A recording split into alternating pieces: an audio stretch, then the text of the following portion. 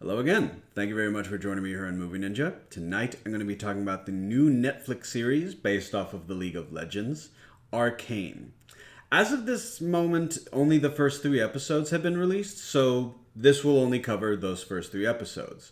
Apparently, it's going to be released in a block schedule, the first three being similar to the first act of a grander story, second part, second act, third part, third. And so there we are. But as of right now, only the first three have been released.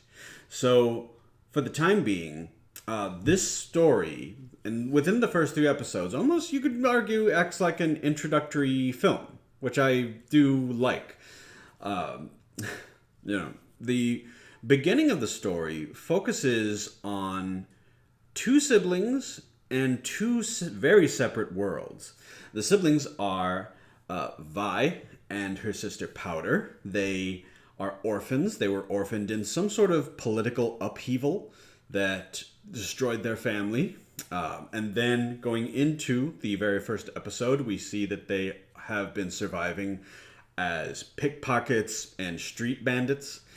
And from there, you have the beginnings of a catastrophic series of events that threaten the political stability of this city that they live in.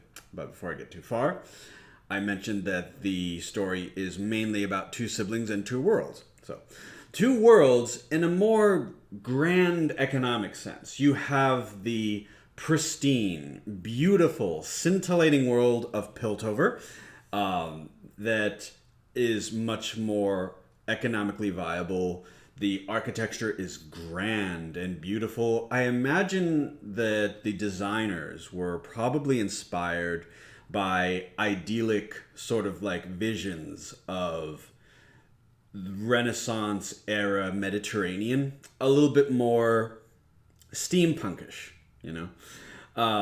But still, that sort of like this very just grand and heavenly sort of like landscape.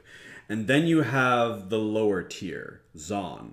Zaun is essentially like, as there has to be a top, there has to be a bottom. It doesn't seem to be too much as far as like a middle class here. So this is a very precarious and dangerous world that the characters are set in, because when you have these two extremes, extremely wealthy and extremely impoverished, this is the map makeup for this is a political powder keg.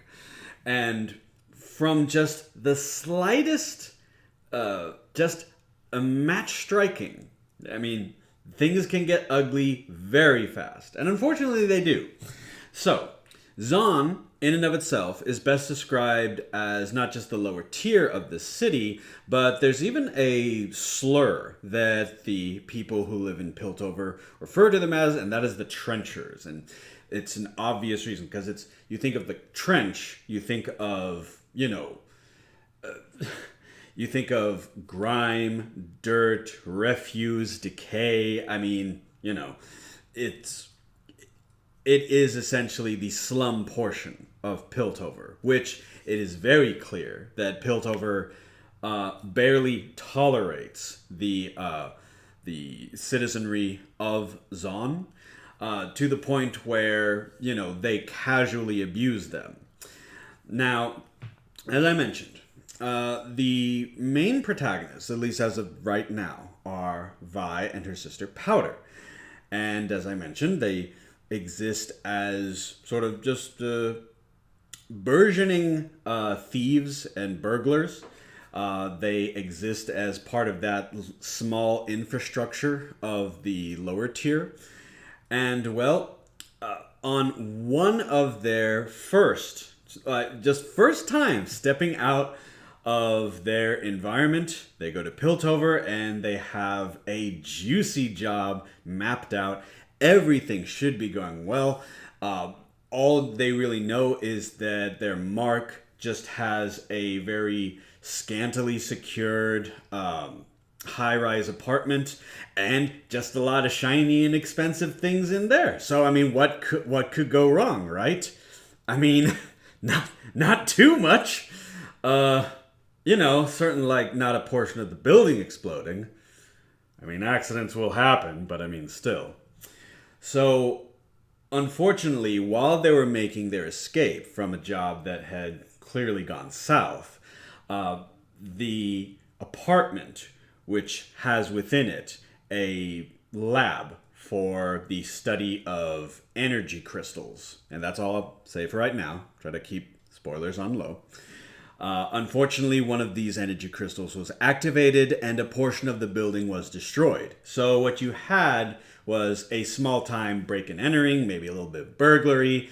You know, nothing too bad, especially even if the cops catch them, you know, which they didn't. Even if the cops catch them, it's not that big of a deal. But then you have something that some people were calling urban terrorism. And from here, this is the inciting incident that leads us into the next 2 episodes. And from here, we see loyalties tested, family divided, old wounds open back up, and in the very brief time of the first 3 episodes, I have to ask myself, am I interested in these characters? Am I invested in the story? And do I want to continue seeing more? And the answer to all 3 questions is yes, very much so. Now, I highly recommend it for its animation, for its styles, whatever. One of those works. For the design style, for the design style, and very much how they're treating their characters. Full disclosure, I am not someone who has played the League of Legends games before, so it's clear as an audience that as names are being dropped and people are sort of being introduced for the first time, that if you're more invested in the series, it's like, oh, who are you? Well, I'm so-and-so. And if you're more familiar with the series, you're supposed to be able to say, oh, I know who that person is. Oh, I know what they're going to do. So that's good if you're someone that's familiar with the series, but I think I'm actually in a very good position as someone who is not, because that having this somewhat as a prequel series to something that I've never participated in and I'm unfamiliar with, I'm seeing it with fresh eyes. And so those surprises and twists and turns are not, well, spoiled for me, you know, which is one of the major flaws of prequels. So, as of right now, as I mentioned, I am invested in the settings and the characters. I do care about the characters and their struggles, and I do want to see more. So, as this series progresses, I'm actually going to skip the second act and then refer to the last portion.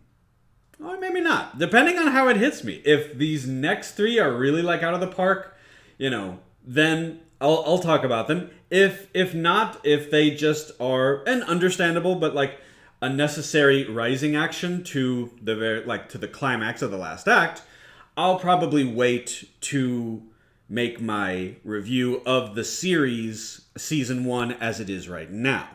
But we'll have to wait and see. It comes out week by week.